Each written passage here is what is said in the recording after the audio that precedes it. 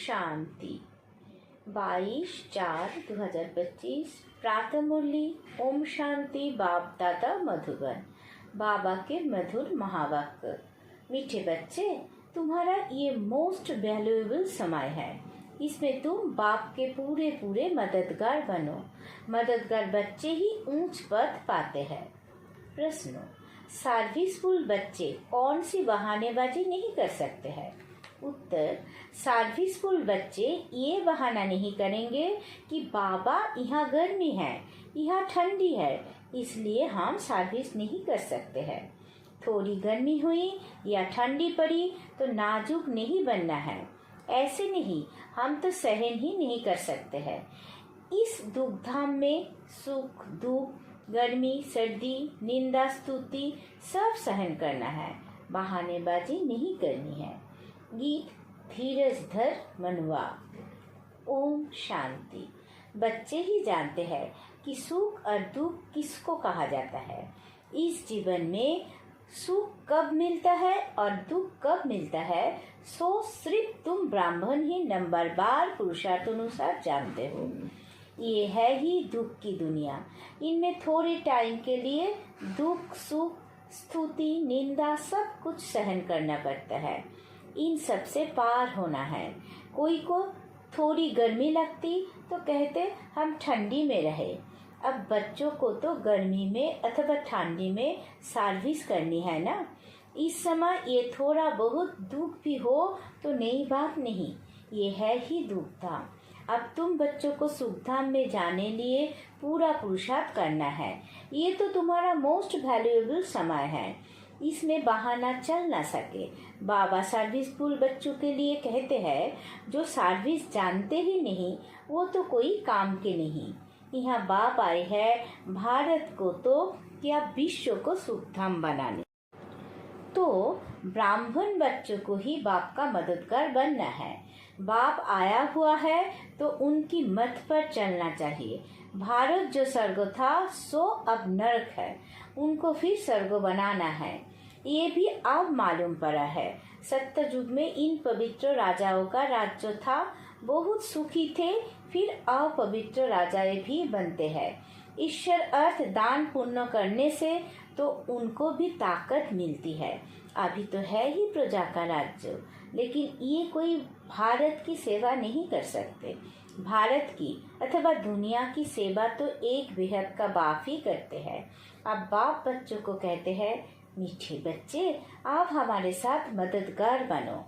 कितना प्यार से समझाते हैं। देही अभिमानी बच्चे समझते हैं देह अभिमानी क्या मदद कर सकेंगे, क्योंकि माया की जंजीरों में फंसे हुए हैं। अब बाप ने डायरेक्शन दिया है कि सबको माया की जंजीरों से, गुरुओं की जंजीरों से छुड़ाओ। तुम्हारा धंधा ही ये है। बाप कहते हैं, मेरे जो अच्छे मददगार बनेंगे पद भी वो पाएंगे। बाप खुद सम्मुख कहते हैं, मैं जो हूँ जैसा हूँ, साधारण होने के कारण मुझे पूरा नहीं जानते हैं। बाप हमको विश्व का मालिक बनाते हैं, ये नहीं जानते। ये लक्ष्मी नारायण विश्व के मालिक थे, ये भी किसी को पता नहीं है। अभी तुम समझते हो कि कैसे इन्होंने राज्य पाया, फिर कैसे गवाया। मनुष्यों की तो बिल्कुल ही तुच्छ बुद्धि है। अब बाप आए हैं सबकी बुद्धि का ताला खोलने, पत्थर बुद्धि से पारस बुद्धि बनाने। बाबा कहते हैं, आप मददगार बनो। लोग खुदाई खिदमतगार कहते हैं, परंतु मददगार तो बनते ही नहीं। खुदा आकर जिनको पावन बनाते हैं उनको ही कहते हैं, आप औरों को आप समान बनाओ, श्रीमत पर चलो। बाप आए ही है पावन स्वर्गवासी बनाने। तुम ब्राह्मण बच्चे जानते हो, ये है मृत्यु लोक। बैठे बैठे अचानक मृत्यु होती रहती है, तो क्यों न हम पहले से ही मेहनत कर बाप से पूरा वर्षा ले, अपना भविष्य जीवन बना लेवे। मनुष्य की जब वानप्रस्थ अवस्था होती है तो समझते हैं आप भक्ति में लग जाए। जब तक वानप्रस्थ अवस्था नहीं है तब तक खूब धन आदि कमाते हैं, अभी तुम सबकी तो है ही वानप्रस्थ अवस्था, तो क्यों ना बाप का मददगार बन जाना चाहिए। दिल से पूछना चाहिए, हम बाप के मददगार बनते हैं। सर्विसफुल बच्चे तो नामीग्रामी है, अच्छी मेहनत करते हैं, जोग में रहने से सर्विस कर सकेंगे। याद की ताकत से ही सारी दुनिया को पवित्र बनाना है। सारे विश्व को तुम पावन बनाने के निमित्त बने हुए हो। तुम्हारे लिए फिर पवित्र दुनिया भी जरूर चाहिए। इसलिए पतित दुनिया का विनाश होना है। अभी सबको यही बताते रहो कि देह अभिमान छोड़ो, एक बाप को ही याद करो, वही पतित पावन है। सभी याद भी उनको करते हैं। साधु संत आदि सब अंगुली से ऐसे इशारा करते हैं कि परमात्मा एक है, वही सबको सुख देने वाला है। ईश्वर अथवा परमात्मा कह देते हैं, परंतु उनको जानते कोई भी नहीं। कोई गणेश को, कोई हनुमान को, कोई अपने गुरु को याद करते रहते हैं। अब तुम जानते हो, वो सब है भक्ति मार्ग के। भक्ति मार्ग भी आधा कल चलता है। बड़े बड़े ऋषि मुनि सब नेति नेति करते आए हैं। रचता और रचना को हम नहीं जानते। बाप कहते हैं, वो त्रिकालदर्शी तो है नहीं। बीज रूप ज्ञान का सागर तो एक ही है। वो आते भी है भारत में, शिव जयंती भी मनाते हैं और गीता जयंती भी मनाते हैं, तो कृष्ण को याद करते हैं। शिव को तो जानते नहीं। शिव बाबा कहते हैं, पति पावन ज्ञान का सागर तो मैं हूँ। कृष्ण के लिए तो कह ना सके। गीता का भगवान कौन? ये बहुत अच्छा चित्र है। बाप ये चित्र आदि सब बनवाते हैं बच्चों के ही कल्याण लिए। शिव बाबा की महिमा तो कंप्लीट लिखनी है। सारा मादार इन पर है। ऊपर से जो भी आते हैं वो पवित्र ही है। पवित्र बनने बगैर कोई जा ना सके। मुख्य बात है पवित्र बनने की। वो है ही पवित्र धाम, जहाँ सभी आत्माएं रहती है। यहाँ तुम पाठ बजाते बजाते पतित बने हो। जो सबसे जास्ती पावन वही फिर पतित बने हैं। देवी देवता धर्म का नाम निशान ही गुम हो गया है। देवता धर्म बदल हिंदू धर्म नाम रख दिया है। तुम ही स्वर्ग का राज्य लेते हो और फिर गवाते हो। हार और जीत का खेल है। मायाते हारे हार है, मायाते जीते जीत है। मनुष्य तो रावण का इतना बड़ा चित्र कितना खर्चा कर बनाते हैं, फिर एक ही दिन में खलास कर देते हैं। दुश्मन है ना, लेकिन ये तो गुड़िया का खेल हो गया। शिव बाबा का भी चित्र बनाए, पूजा कर फिर तोड़ डालते हैं। देवियों के चित्र भी ऐसे बनाए, फिर जाकर डुबोते हैं। कुछ भी समझते नहीं। अब तुम बच्चे बेहद की हिस्ट्री ज्योग्राफी को जानते हो कि ये दुनिया का चक्र कैसे फिरता है। सत्ययुग त्रेता का किसी को भी पता नहीं। देवताओं के चित्र भी ग्लानि के बना दिए हैं।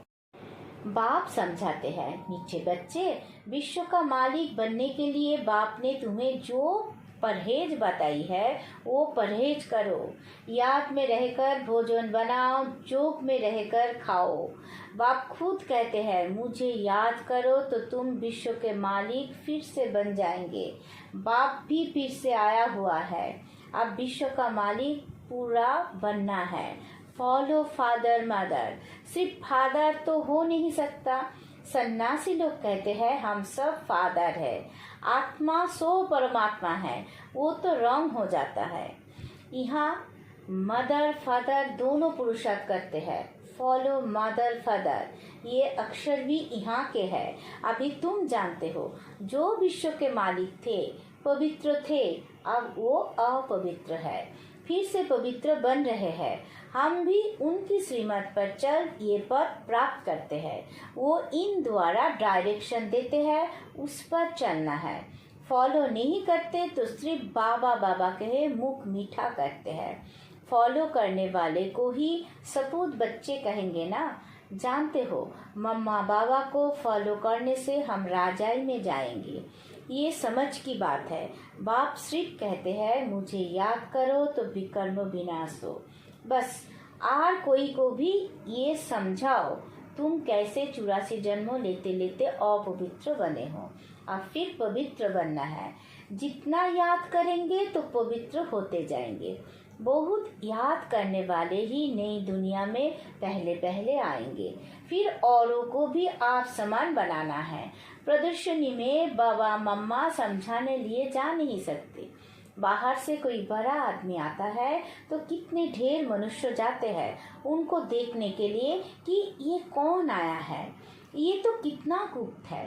बाप कहते हैं मैं इस ब्रह्मा तन से बोलता हूँ, मैं ही इस बच्चे का रिस्पॉन्सिबल हूँ।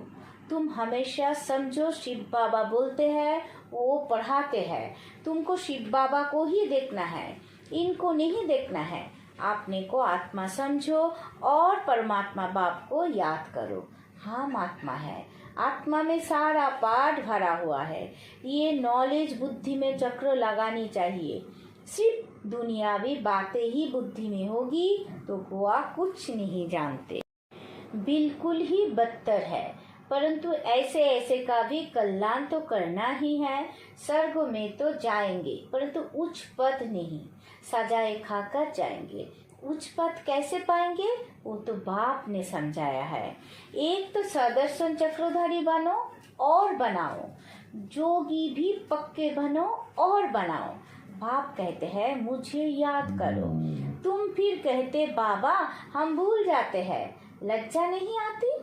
बहुत है जो सच बताते नहीं हैं, भूलते बहुत है। बाप ने समझाया है कोई भी आए तो उनको बाप का परिचय दो। अब 84 का चक्र पूरा होता है, वापिस जाना है। राम गायो रावण गयो, इसका भी अर्थ कितना सहज है। जरूर संगम युग होगा जबकि राम का और रावण का परिवार है, ये भी जानते हो। सब विनाश हो जाएंगे, बाकी थोड़ी रहेंगे। कैसे तुमको राज्य मिलता है वो भी थोड़ा आगे चल सब मालूम पड़ जाएगा। पहले से ही तो सब नहीं बताएंगे ना, फिर वो तो खेल हो ना सके। तुमको साक्षी हो देखना है, साक्षात्कार होते जाएंगे। इस 84 के चक्रों को दुनिया में कोई नहीं जानते। अभी तुम बच्चों की बुद्धि में है। हम वापिस जाते हैं। रावण राज्य में अभी छुट्टी मिलती है, फिर अपनी राजधानी में आएंगे। बाकी थोड़े रोज है। ये चक्र फिरता रहता है ना, अनेक बार ये चक्र लगाया है। अब बाप कहते हैं जिस कर्म बंधन में फंसे हो उनको भूलो। गृहस्थ व्यवहार में रहते हुए भूलते जाओ। अब नाटक पूरा होता है, अपने घर जाना है।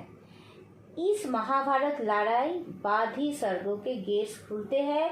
इसलिए बाबा ने कहा है ये नाम बहुत अच्छा है, गेटवे टू हेवन। कोई कहते हैं लड़ाइयाँ तो चलती आई है। बोलो मुसलों की लड़ाई कब लगी है? ये मुसलों की अंतिम लड़ाई है। 5000 वर्ष पहले भी जब लड़ाई लगी थी तो ये यज्ञ भी रचा था। इस पुरानी दुनिया का अब विनाश होना है, नई राजधानी की स्थापना हो रही है। तुम ये रूहानी पढ़ाई पढ़ते हो राजाई लेने के लिए। तुम्हारा धंधा है रूहानी, जिस्मानी विद्या तो काम आनी नहीं है, शास्त्र भी काम नहीं आएंगे। तो क्यों ना इस धंधे में लग जाना चाहिए। बाप तो विश्व का मालिक बनाते हैं, विचार करना चाहिए कौन सी पढ़ाई में लगे। वो तो थोड़े डिग्रियों के लिए पढ़ते हैं, तुम तो पढ़ते हो राजाई के लिए। कितना रात दिन का फर्क है। वो पढ़ाई पढ़ने से भूगरे चने भी मिलेगी या नहीं पता थोड़ी ही है। किसका शरीर छूट जाए तो भूगरे भी गए। ये कमाई तो साथ चलने की है, मौत तो सिर पर खड़ा है। पहले हम अपनी पूरी कमाई कर लेवे। ये कमाई करते करते दुनिया ही विनाश हो जानी है। तुम्हारी पढ़ाई पूरी होगी तभी विनाश होगा। तुम जानते हो जो भी मनुष्य मात्र है उनकी मुट्ठी में है भूगरे, उसको ही बंदर मिसल पकड़ बैठे हैं। अब तुम रत्नों ले रहे हो, इन भूगरों चानों से ममत्व छोड़ो। जब अच्छी रीति समझते हैं तब भूगरों की मुट्ठी को छोड़ते हैं। ये तो सब खाक हो जाना है। अच्छा मीठे मीठे सीखी लधे बच्चों प्रति माता पिता बाप दादा का याद प्यार और गुड मॉर्निंग। रूहानी बाप की रूहानी बच्चों को नमस्ते। हम सब रूहानी बच्चों की रूहानी माता पिता बाप दादा को याद प्यार गुड मॉर्निंग, नमस्ते नमस्ते नमस्ते। सदा रहेंगे हंसते। शुक्रिया मीठा बाबा, शुक्रिया। धारणा के लिए मुख्य सार। पहला पॉइंट, रूहानी पढ़ाई पढ़नी और पढ़ानी है। अविनाशी ज्ञान रत्नों से अपनी मुट्ठी भरनी है। चानों के पीछे समय नहीं गंवाना है। दूसरा पॉइंट, अब नाटक पूरा होता है, इसलिए स्वयं को कर्मबंधनों से मुक्त करना है। सदर्शन चक्रधारी बनना और बनाना है। मादर फादर को फॉलो कर राजाई पद का अधिकारी बनना है। वरदान, संकल्प को भी चेक कर व्यर्थ के खाते को समाप्त करने वाले श्रेष्ठ सेवाधारी भवो। श्रेष्ठ सेवाधारी वो है जिसका हर संकल्प पावरफुल हो, एक भी संकल्प कहा भी व्यर्थ ना जाए। कोई सेवाधारी अर्थात विश्व की स्टेज पर एक्ट करने वाले सारी विश्व आपको कॉपी करती है। यदि आपने एक संकल्प व्यर्थ किया तो सिर्फ अपने प्रति नहीं किया, लेकिन अनेकों के निमित्त बन गए। इसलिए आप व्यर्थ के खाते को समाप्त कर श्रेष्ठ सेवाधारी बनो। स्लोगन, सेवा के वायुमंडल के साथ बेहद के वैराग्य वृत्ति का वायुमंडल बनाओ। अभ्यक्त तो इशारे कंबाइंड रूप की स्थिति से सदा विजयी बनो।